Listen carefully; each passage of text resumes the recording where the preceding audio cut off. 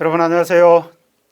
스포츠 영양학 3주차 수업을 시작하도록 하겠습니다. 오늘은 여러분들과 함께 단백질과 운동에 대해서 학습하도록 할 텐데요.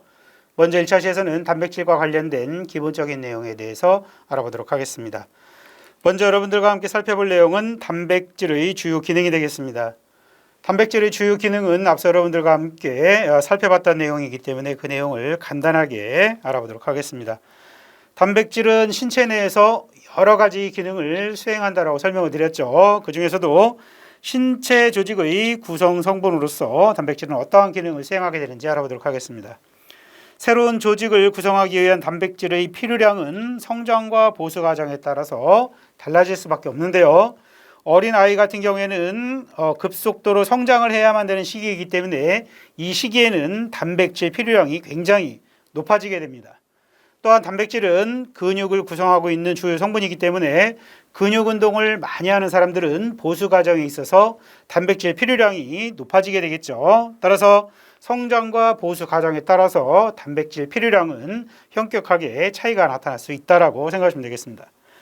빠르게 성장하는 영아는 식이 단백질의 3분의 1 이상이 새로운 조직을 만드는 데 사용이 됩니다. 이와 같이 성장기 어린 아이 같은 경우에는 단백질이 그만큼 중요한 영양소에 해당이 된다라고 생각하시면 되겠죠.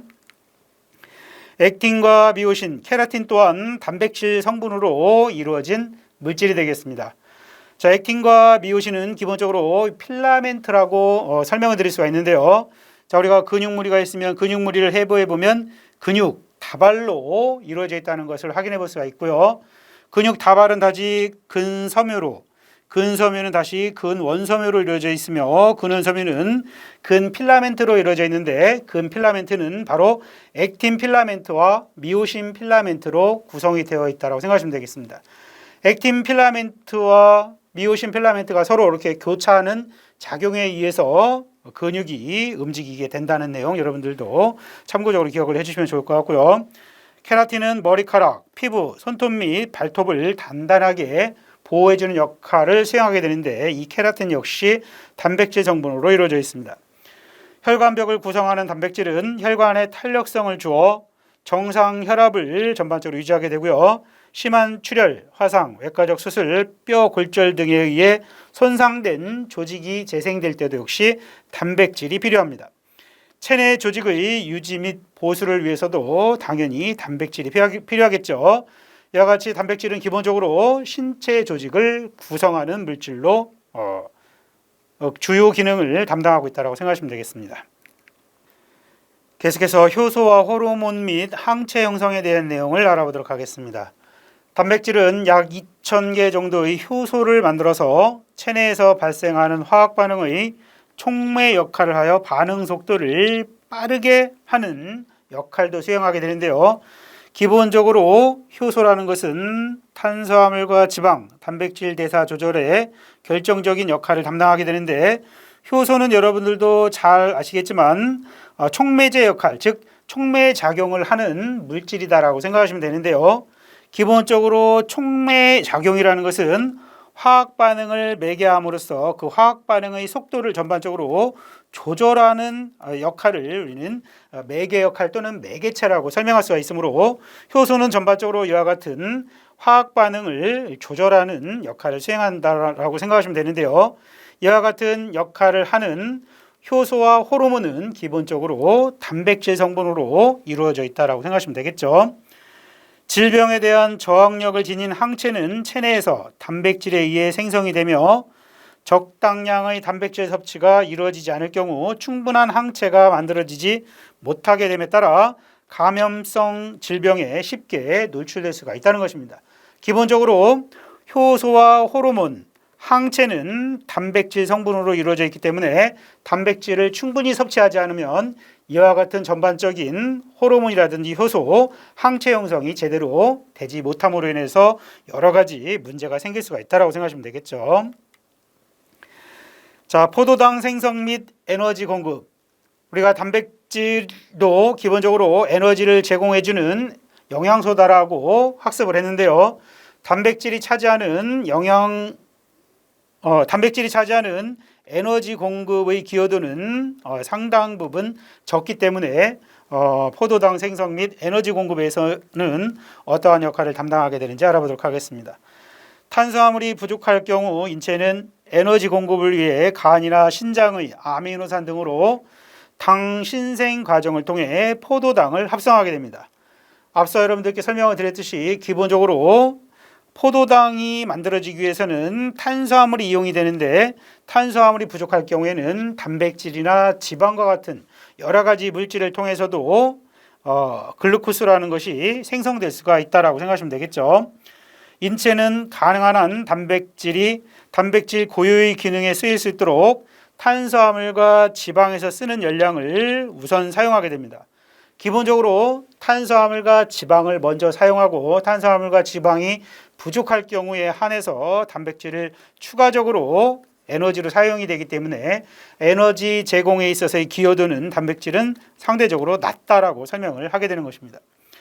단백질이 에너지원으로 쓰이는 몇 가지 경우가 있는데요. 그 경우는 단백질 과량 섭취 시 조직을 구성한 후 여분의 단백질이 있을 때 탄수화물 및 지방의 저장량이 부족함에 따라 에너지 공급에 차질이 생겼을 때 또한 기아 상태나 장시간 운동 시에 에너지의 약 10%가량을 단백질로 사용하게 된다라고 되어 있습니다. 따라서 극한 상황, 장시간의 운동 그리고 단백질이 아니죠. 탄수화물과 단백질의 섭취량이 부족함에 따라 탄수화물과 지방을 제대로 사용하지 못할 경우에는 추가적으로 단백질이 사용될 수 있다라는 개념으로 이해를 하시면 되겠습니다. 체내 대사 과정 조절도 역시 단백질이 수행하는 주요 기능 중에 하나인데요.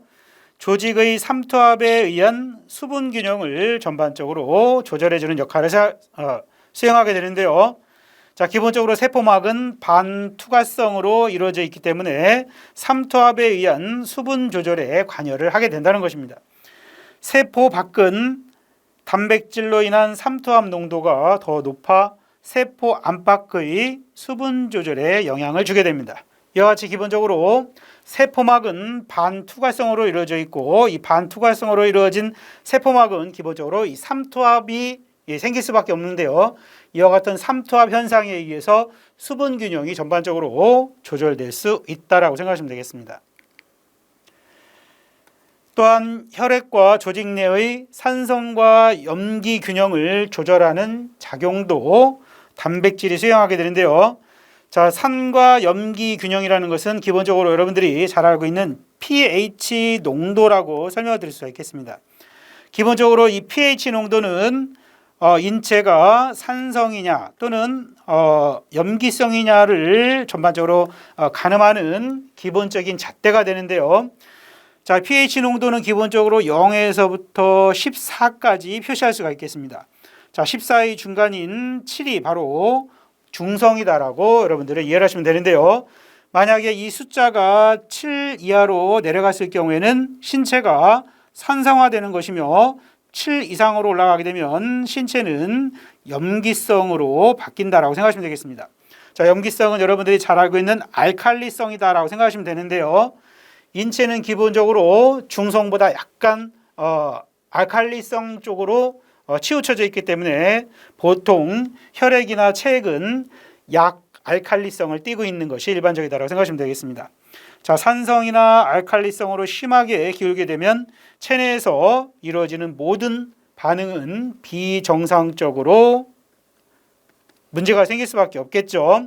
자, 기본적으로 산과 염기 균형은 우리가 pH 농도라고 설명을 드렸는데 이 pH 농도는 7이 사실상 중성이지만 앞서 설명드렸듯이 인체는 보통 약 알칼리성으로 되어 있기 때문에 보통 pH 농도는 7.35에서 7.45 정도가 정상 수준이다라고 생각하시면 되겠습니다. 단백질은 양성 물질이기 때문에 산성 및 알칼리성 물질과 결합하여 체액을 중화시키는 것이 가능하다는 것입니다. 따라서 이 단백질은 산성과 알칼리성 두 가지 물질을 모두 가지고 있는 양성 물질에 해당이 되기 때문에 만약에 단백질을 섭취함으로써 인체가 산성화되어 있는 것을 알칼리성으로 되어 있는 것을 산성화로, 즉 중성화시켜 줄 수 있는 역할을 수행하게 된다라고 생각하시면 되겠습니다.